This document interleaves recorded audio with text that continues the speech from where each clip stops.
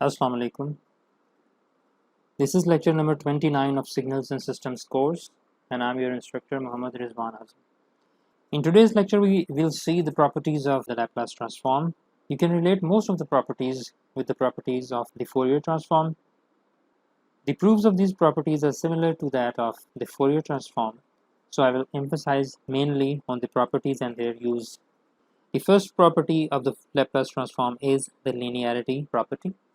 So let's suppose we have a time domain signal x1 of t having the Laplace transform x1 of s with the region of convergence denoted as R1. And similarly, we have another signal x2 of t having Laplace transform as x2 of s with the region of convergence denoted by R2. Then the linear combination of these signals in the time domain will result in the linear combination of their associated Laplace transforms.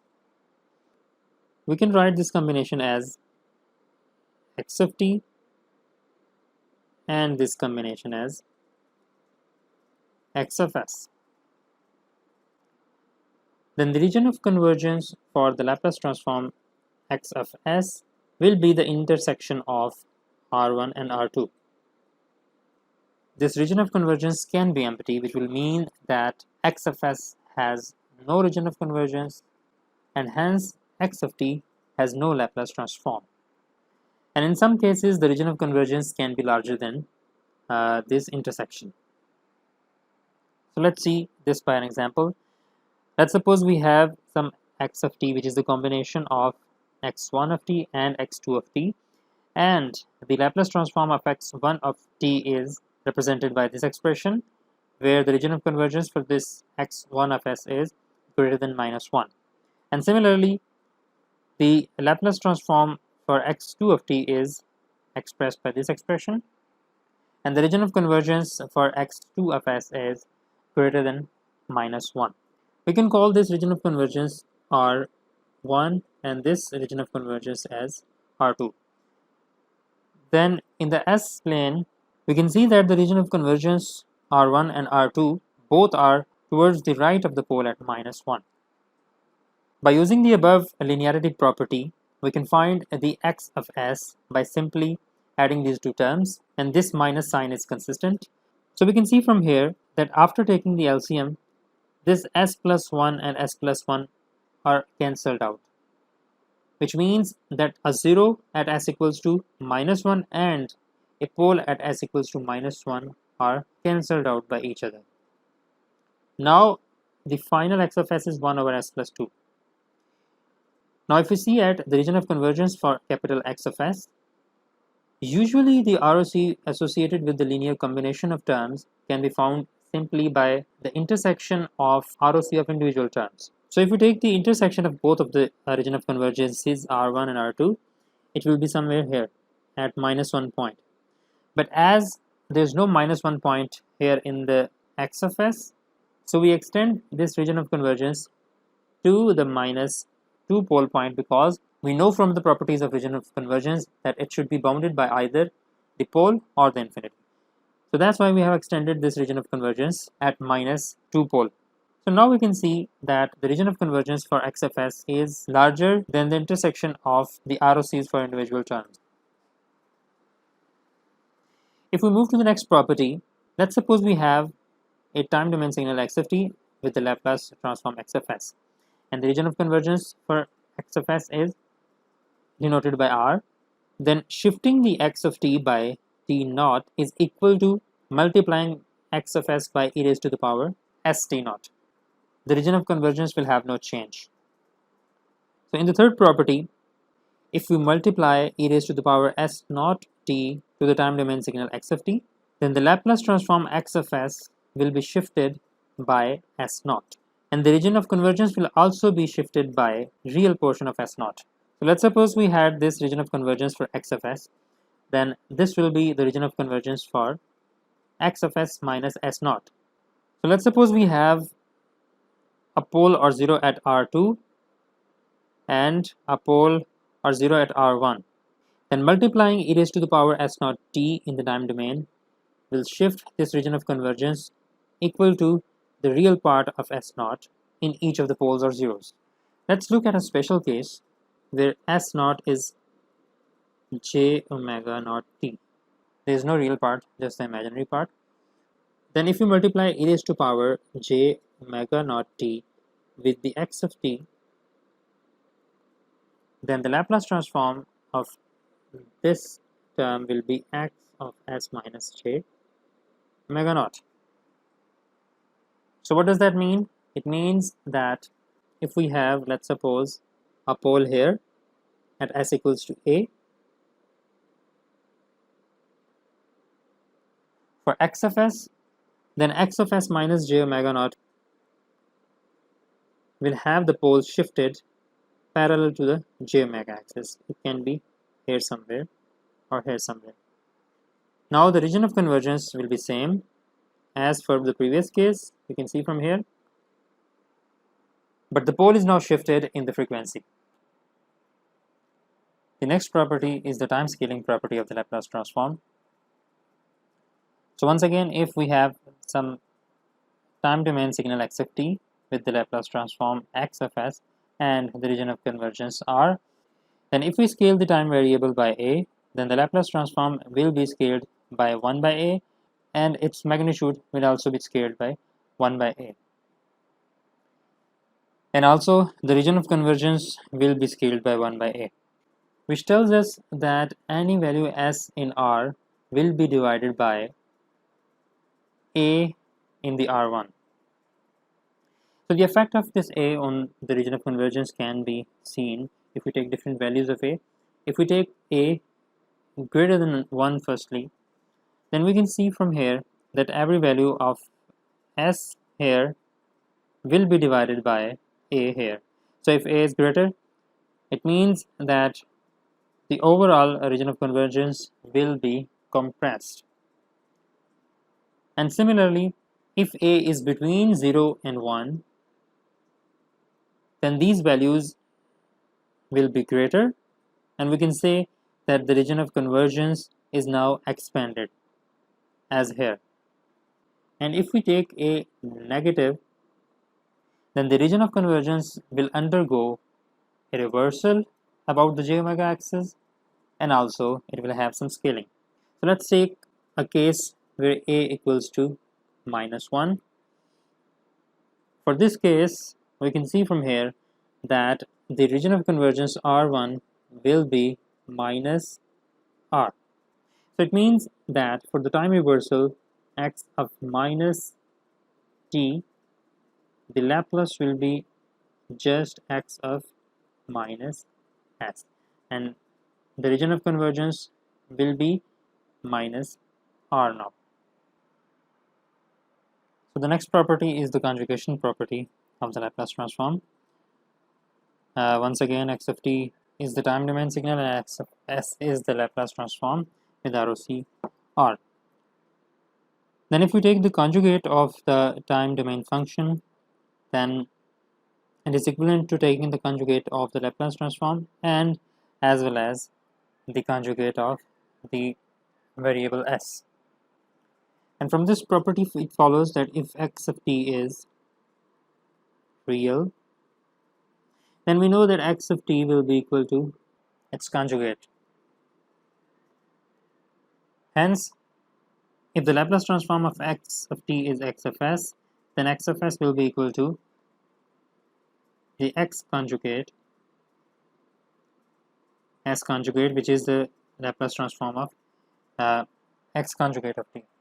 So it means that if x of s has a pole R0 at s equals to, let's suppose, s naught, then it will also have a pole R0 at s equals to s naught conjugate.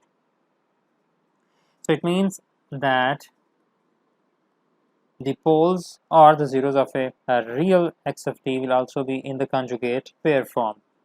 So let's suppose we have some pole here, then we will also have some pole here as well.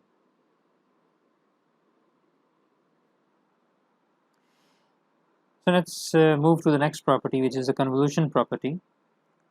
So if we have x1 with the Laplace transform x1 of s, and the region of convergence as R1, and another signal x2 of t with Laplace transform x2 and the region of convergence R2. Then if we multiply x1 and x2 in the time domain, in the frequency domain, or the Laplace domain, the Laplace transforms will be multiplied with each other. And the region of convergence will now contain the intersection of R1 and R2. However, this region of convergence can be greater than this intersection if there is a pole zero cancellation.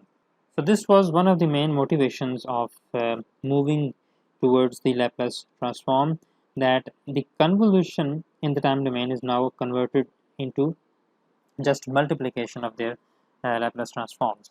And this property plays a very central role in the analysis of the LTI systems, and we will see in the upcoming lecture. So let's do a problem of your book. It is 9.26 problem. So we are given y of t, which is related to x1 and x2 by this expression, where x1 of t is defined by this expression and x2 of t is defined by this expression. And we already know that e raised to power minus a t ut has the Laplace as 1 over s plus a with the ROC as greater than a. So we have to find the Laplace transform ys of y of t. We will use the properties we just studied and we will find y of s directly. So firstly, we know from this Laplace transform pair that x1 of t,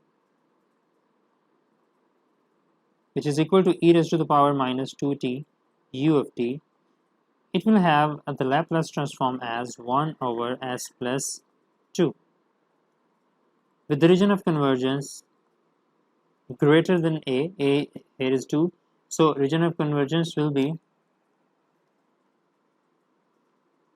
real part of s greater than minus 2. Similarly, x2 of t, which is actually equal to e raised to power minus 3t u of t, from the above expression we can see that the Laplace transform is 1 over s plus 2. From here we can see that the ROC will be equal to real part of s greater than minus 3. So by using the time shifting and the time scaling properties, we can find these two signals, x1 of t minus 2 and x2 of minus t plus 3. So from here we can find x1 of t minus 2. And we know that the time shift of minus 2 in the x1 will result in e raised to the power minus 2 times s into x1 of s. So we will get e raised to the power minus 2s divided by s plus 2. And similarly, we can find the second expression x2 of minus t plus 3. So we can write it as x2 of minus t minus 3, where this shows the time shifting property and this minus shows the time scaling property.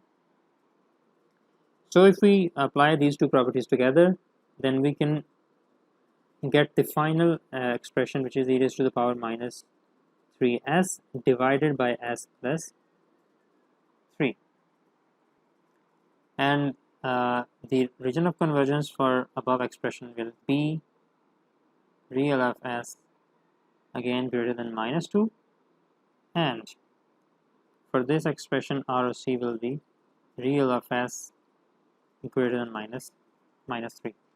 In the time domain, we will convolve x1 and x2 together, and then we will use the convolution property to find the final answer.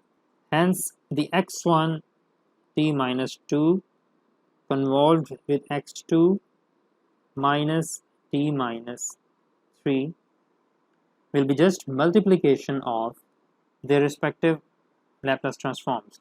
So we can write it as e raised to the power minus 2s divided by s plus 2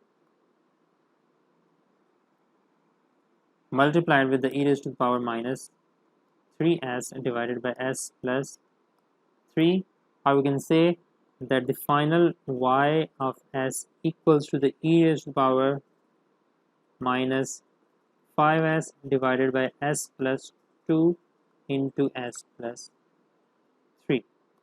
So it was quite convenient to find the y of s from this expression by using the properties we just studied. So let's move to the next property, which is the differentiation in the time domain. So if x of t has the Laplace transform x of s with ROC R, then the differentiation in the time domain will cause the multiplication of s with the Laplace transform, and there will be no change in the ROC unless there is a pole zero cancellation. So we can prove this property by just differentiating the inverse Laplace transform equation. So by differentiating on both of the sides, we can see that due to the presence of e raised to the power st, we will get s here now, and that's how we got s in this property. So let's move to the next property, differentiating in the s domain. This property can be proved from the Laplace transform expression. So this is the Laplace transform expression, and if we differentiate on both of the sides, so by differentiating on both the sides with respect to s, we will get minus t here due to this e raised to power minus st. Hence we can say that taking differentiation in the frequency domain or Laplace domain is equivalent to multiplying with the minus t in the time domain. And the next property is the integration in the time domain. So if we integrate a time domain signal, it results in multiplication of 1 by s with the Laplace transform. And we can relate the integration and differentiation in the time domain as they are inverse processes to each other. So by differentiating, we multiplied s with the x of s, and by integrating, we are dividing s with the x of s. This property can be proved by using the convolution property. For example, we can consider this time domain expression as the convolution of u of t and x of t.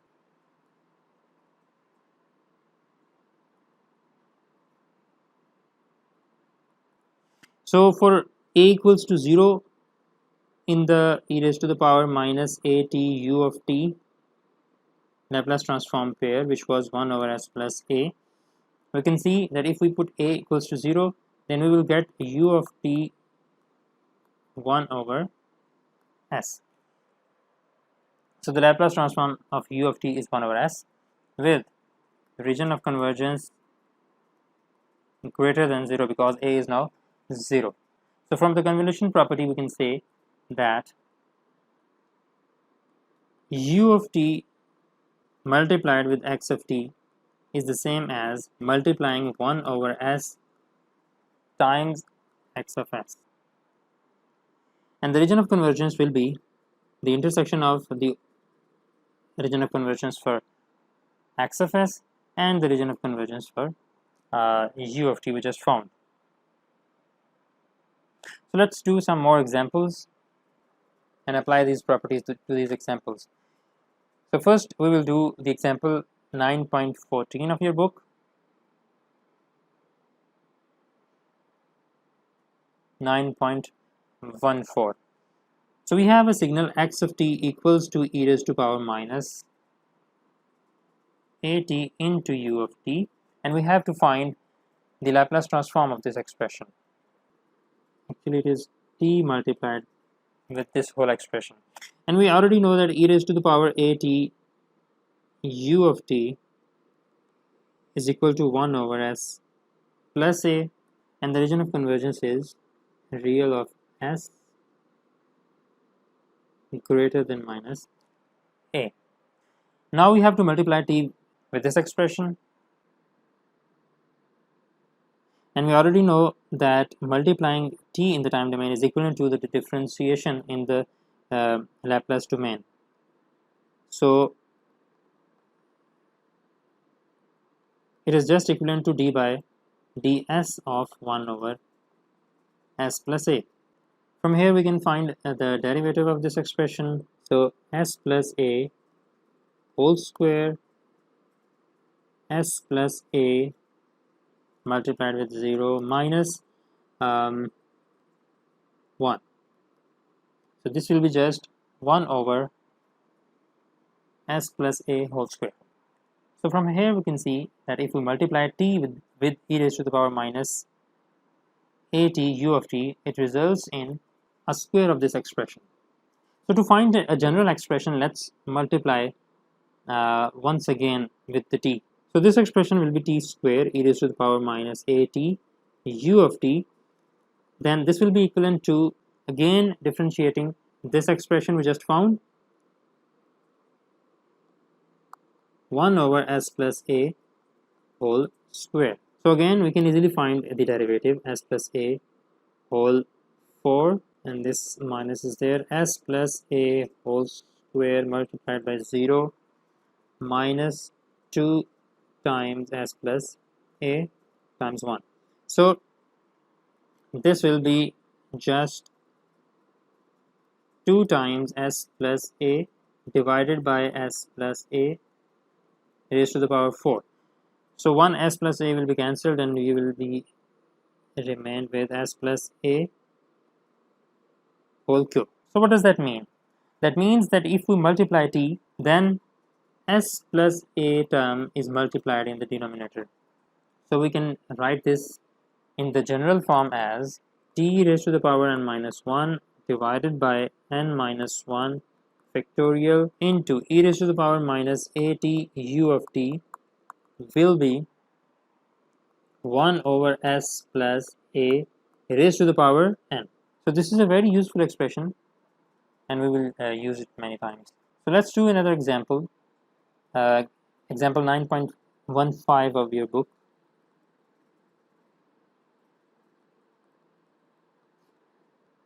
Consider we have the Laplace transform defined by 2s square plus 5s plus 5 divided by s plus 1 square into s plus 2, and we have to find the inverse Laplace transform.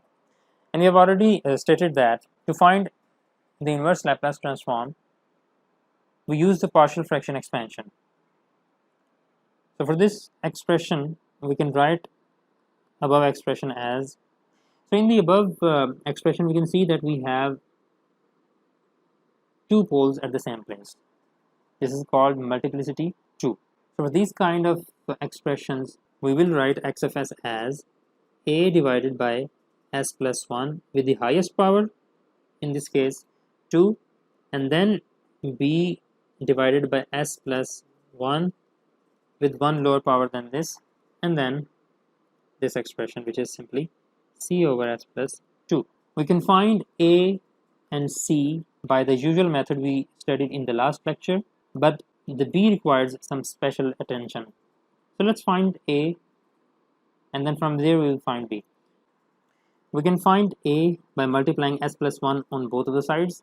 So if we multiply s plus 1 on the left side, we will get 2s square plus 5s plus 5 divided by s plus 2, and on the right side we will get a plus b multiplied with the s plus 1 plus c divided by s plus 2 multiplied with the s plus 1 whole square. And when we will put s equals to minus 1 here, we can see that these terms will be cancelled, and what we will get a equals to, if we put s equals to minus 1 in this expression, we can see that this will be 2 minus 5 plus 5, and this will be 2 divided by 1. So this will be just 2. However, we cannot find b in this usual method, because if we multiply s plus 1 on both of the sides, we will get s plus 1 in the denominator here, and when we will put s equals to minus 1, this term will be infinity. So what we have to do, we will have to differentiate this equation, and that's how we can separate this b. So if we differentiate the left side, we will get s plus 2 whole square, and this term will be s plus 2 multiplied with the 4s plus 5 minus 2s square plus 5s plus 5 as it is, and then derivative of s plus 2 will be 1.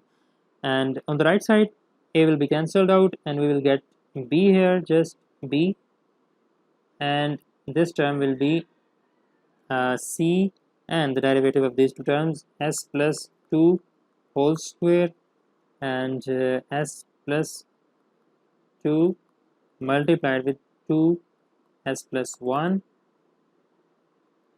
minus the term as it is s plus 1 whole square and derivative of s plus 2 which is 1.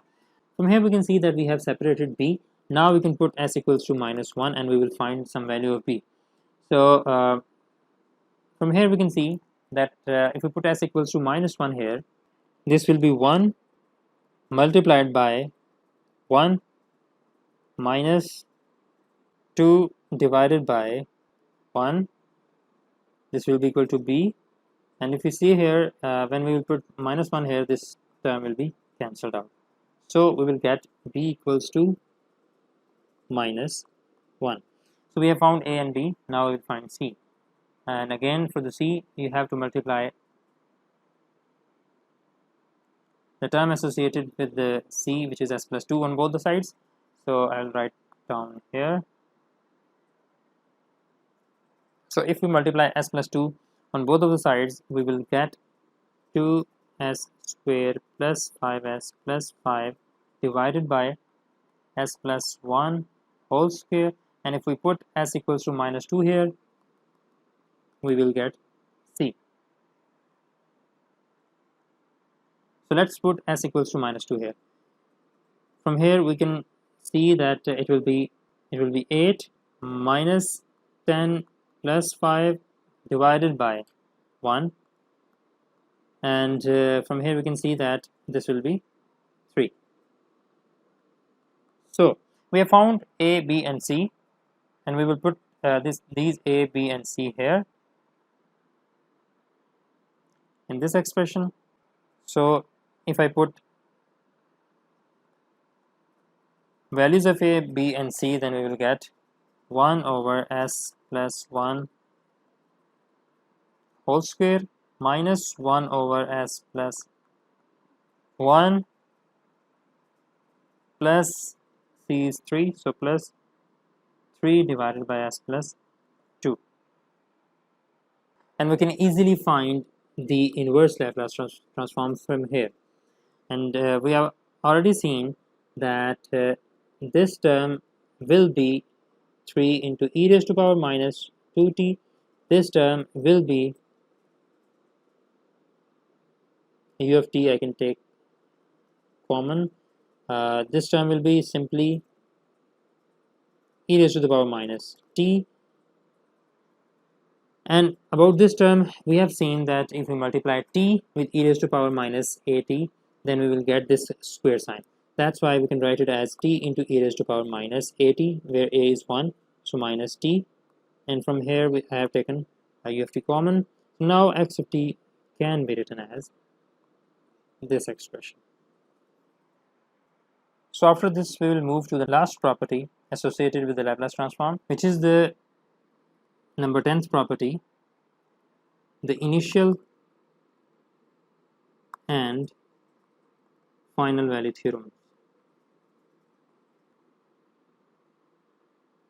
So these theorem states that if we know the x of s, then under certain conditions we can find the initial value of x or the final value of x, which is the value of x at time approaching to infinity. And the expressions for the initial value theorem, we can call it IVT, is x of 0 plus, this 0 plus shows that we are approaching 0 from the right side, then x of 0 plus will be equal to limit s approaches to infinity s into x of s. And similarly, the final value theorem states that the final value of x of t, which is limit t approaches to infinity, it can be found by putting s approaches to 0 in this expression. So this expression shows that if we know x of s, then we can find the final value of x of t. As an example, let's revisit the example 9.4 we have already studied. So in this example, e raised to power minus 2t u of t plus e raised to power minus 2t cos 3t into u of t had this kind of the Laplace transform 2s square plus 5s plus 12 divided by s square plus 2s plus 10 s plus 2. If we look at this expression, you can see that at time equals to 0, this term will be 1 and also this term will be 1, because e raised to the power 0 will be 1 and cos 0 will also be 1. So we will get 1 plus 1, which is equal to 2. So let's prove this value by applying the initial value theorem. And the initial value theorem states that the x of 0 plus equals to limit s approaches to infinity into s x of s. So if we apply infinity in this expression multiplied by s, then we can find the initial value, but we cannot directly apply infinity here, so we will have to rearrange the expressions. For that, firstly I will multiply s inside and I will get 2s cube plus 5s square plus 12s divided by s cube plus 4s square plus 14s plus 20,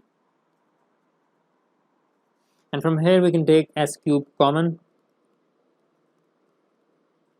then s cube from above and below it will be cancelled out.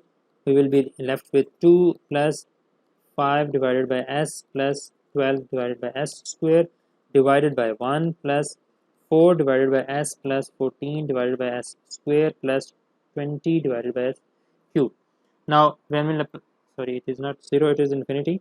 So when we will apply infinity, we can see that these terms will be cancelled out and we will be left with just 2. And we have already seen in the time domain expression that x of 0 was equal to actually 2. So in this lecture we have studied different properties of the Laplace transform, and we have applied these properties in different kind of examples and problems. In the next lecture we will apply the Laplace transform in the analysis of LTI systems. I will end it here. We will meet in the next video.